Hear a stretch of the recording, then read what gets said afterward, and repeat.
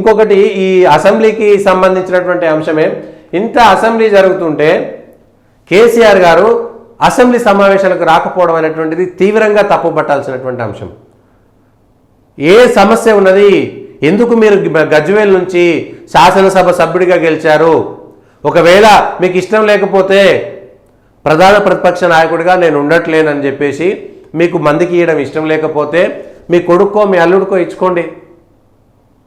లేకపోతే మీకు నమ్మిన బంటు లాంటి జగదీశ్వర రెడ్డి గారికో, ఆయన జనగాం నుంచి గెలిచిన ఆయన ఎవరు పల్లా రాజేశ్వర రెడ్డి గారికో ఇచ్చుకోండి. మీకు నమ్మకం ఉంటే. లేదు కొత్త యువకులకు ఇస్తామంటే ఈటల రాజేందర్ను ఓడించినటువంటి కౌశిక్ రెడ్డికి ఇచ్చుకోండి. మేము కొత్త వాళ్ళకి ఇస్తాం, మేము కావాలంటే చూస్తామని. లేదు ఒక దళితుడికో ఒక ఎస్టీకో ఇస్తామనుకుంటే వాళ్ళని చూసుకొని ఇచ్చుకోండి. అవన్నీ ఏమీ చేయకుండా గతంలో కూడా 94లో 89 నుంచి 94 దాకా కాంగ్రెస్ పార్టీ సర్కారులో ఉంటే 94లో ఓడిపోతే తెలుగుదేశం పార్టీ అధికారంలోకి వస్తే కోట్ల విజయభాస్కర్ రెడ్డి గారు ప్రధాన ప్రతిపక్ష నాయకుడిగా నేను ఉండనని చెప్పేసి ఓడిపోయినానని చెప్పేసి అది పి జనార్దన్ రెడ్డి గారికి కాంగ్రెస్ లెజిస్లేటివ్ పార్టీ ఇచ్చిరు కదా. ఆయన ఉండలేదు.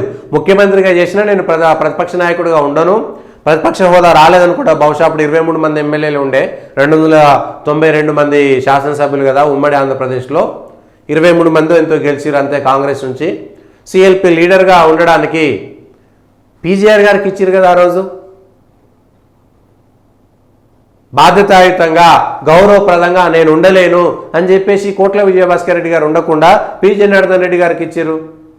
లేకపోతే 2009లో ప్రధానమంత్రి అభ్యర్థిగా ఎవరు అద్వానీ, లాల్కృష్ణ అద్వానీ గారిని ప్రధానమంత్రి అభ్యర్థిగా ప్రకటించి దేశమంతా తిరిగితే ఆ రోజు అధికారంలోకి రాలేదు భారతీయ జనతా పార్టీ. గెలిచిరు, ప్రతిపక్షంలో ఉన్నది భారతీయ జనతా పార్టీ. కానీ ప్రధాన ప్రతిపక్ష హోదా నేను నిర్వహించలేననేటువంటి మాటతో అద్వానీ గారు పక్కన కూర్చొని సుష్మా స్వరాజ్ గారికి ఇచ్చిరు కదా ఆ రోజు ప్రధాన ప్రతిపక్ష హోదా. అద్వానీ సీనియర్ నాయకుడైనా పక్కన కూర్చొని సుష్మా స్వరాజ్ నడుపుతుంటే ఆయన పక్కన గౌరవప్రదంగా కూర్చున్నాడు. ప్రతి పార్లమెంట్ సమావేశం ఆయన రిటైర్ 2014లో మళ్ళీ పోటీ చేయలేదు, వయసు రీత్యా అప్పటికే వయసు అయిపోయింది. 2009లో ఆయన ప్రధానమంత్రి అభ్యర్థిగా ప్రకటిస్తే దురదృష్టవశాత్తు ఆయన గెలవలేదు. ఆయన నేను నిర్వహించలేనటువంటి మాట చెప్పి ప్రధాన ప్రతిపక్ష హోదాతో సుష్మా స్వరాజ్ గారు ఉన్నారు కదా ఆ రోజు, అద్వానీ గారు పక్కన కూర్చున్నారు కదా.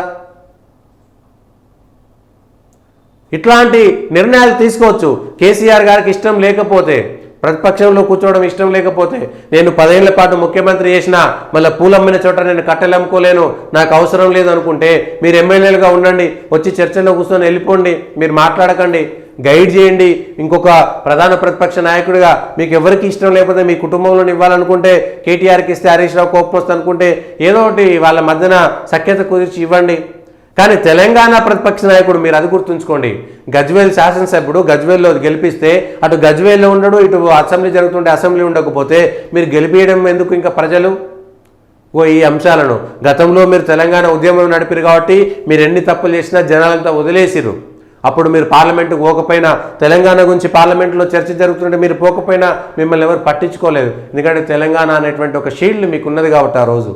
కానీ ఈరోజు తెలంగాణలో ప్రధాన ప్రతిపక్ష నాయకుడిగా ఉండి మీ దగ్గర నుంచి ఎమ్మెల్యేలు వెళ్ళిపోతుంటే, మీరు ఉండలేకపోతుంటే, మీరు అక్కడ ఉండలేకపోతే పోనీ గజ్వేల్ శాసనసభ్యుడిగా కూడా రాజీనామా చేయండి. రాజీనామా చేసి హాయిగా మాజీ ముఖ్యమంత్రిగా తిరగండి, పోయి అక్కడే ఫామ్ హౌస్లో ఎంజాయ్ చేయండి, లేకపోతే ఇంకెక్కడైనా ఎంజాయ్ చేయండి.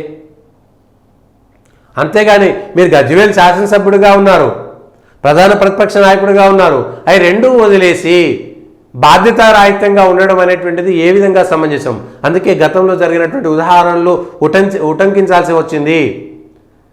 ఆ రోజు అద్వానీ గారు గౌరవప్రదంగా నేను నా వయసు రీత్యా పోరాటం చేయలేను, ప్రధాన ప్రతిపక్ష నాయకుడు అంటే అన్నిటి మీద తరోగా ఉండాలి, ఫిజికల్గా యాక్టివ్గా ఉండాలి, మెంటల్గా యాక్టివ్గా ఉండాలి.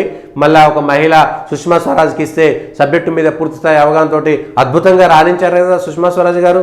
ప్రధాన ప్రతిపక్ష నాయకురాలుగా దేశం మొత్తం తిరిగారు. ఆమె మాట్లాడుతుంటే ఆమె మాటలు మాట్లాడడం కోసం మాట్లాడేటువంటి స్వచ్ఛమైన హిందీ భాష కోసం చాలామంది ఆమె మాట్లాడుతుంటే అందరూ అప్పుడున్నటువంటి అధికార పక్ష నాయకులు కూడా వినేటి వాళ్ళు. అడ్డు వచ్చి లేకపోతే ఏమైనా వచ్చే మాటలు వేరు, కానీ సుష్మా స్వరాజ్ గారు మాట్లాడుతుంటే వినేవాళ్ళు. సిఎల్పి నాయకుడిగా పి.జి. జనార్దన్ రెడ్డి పోరాటం చేశారు.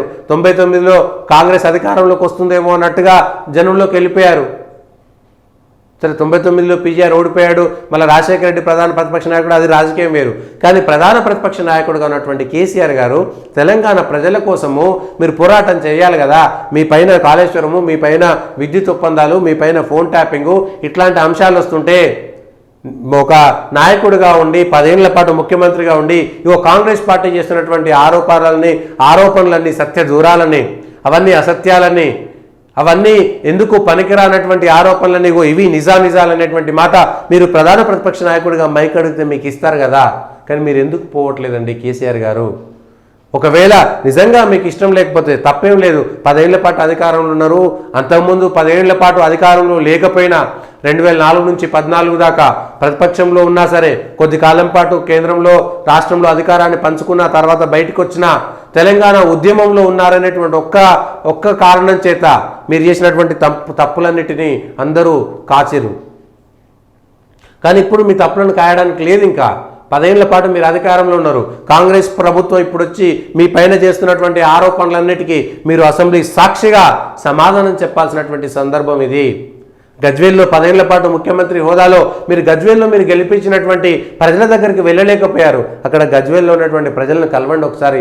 10 ఏళ్ల పాటు నేను ఏం న్యాయం చేసినా, ఏం అన్యాయం చేసినా తెలంగాణలో ప్రజలను ఎందుకు ఓడిచ్చారని చెప్పేసి గజ్వేల్లో మీ మండలాధ్యక్షులను, మీ గ్రామశాఖ అధ్యక్షులను, మీ సర్పంచులను, మీ వార్డు మెంబర్లను వాళ్ళని పిలుచుకోండి. నిజాలు బయట చెప్తారు. మీ R&R ప్యాకేజ్లో గజ్వేల్లో పెట్టినటువంటి ఆ ప్రజలను అడగండి. మీరు చేసినటువంటి నిజాలు తప్పొప్పులను ప్రజలు గుర్తిస్తారు. ప్రధాన ప్రతిపక్ష నాయకుడిగా ఉండాల్సినటువంటి అన్నీ ఇవాళ ఎవరు ప్రధాన ప్రతిపక్ష నాయకుడు అనేటువంటి అంశం వస్తుంది. అది లేకుండా సభ జరగడం అనేటువంటిది మంచి ప్రతిపక్షం ఉండి ఇవాళ మీరు వచ్చుంటే, కేసీఆర్ మాట్లాడుతుంటే ఇవాళ రేవంత్ రెడ్డి గారికో కాంగ్రెస్లో ఉన్నటువంటి మంత్రులందరికీ సమాధానం చెప్పుకోలేక, అరే ఇంత సబ్జెక్ట్ మా దగ్గర లేదే, మేము ఇంకా ప్రిపేర్ అయ్యి రావాల్సి ఉండేనే, కేసీఆర్ గారికి మేము సమాధానం చెప్పాలంటే అధికారుల దగ్గర ఇంకా మేము సమాధానం తెచ్చుకోవాలి, ఇంకా మేము ఎక్కువ డేటా తెచ్చుకోవాలి, ఇంకా ఎక్కువ ఇన్ఫర్మేషన్ తెచ్చుకోవాలని వాళ్ళు ఆలోచించాల్సినటువంటి పరిస్థితిని మీరు ఎందుకు క్రియేట్ చేయలేకపోయారు?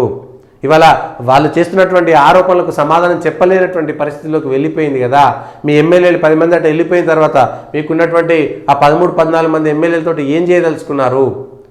ప్రతిపక్ష నాయకుడి హోదాతో మీరొచ్చి కాంగ్రెస్ ప్రభుత్వాన్ని వాళ్ళు చేస్తున్నటువంటి తప్పులను ఎత్తి చూపితే చూడాలని ప్రజలకు ఆశగా ఉన్నది. దయచేసి ఆ విషయాలను గమనించండి అనేటువంటి మాట చెప్తున్నారు.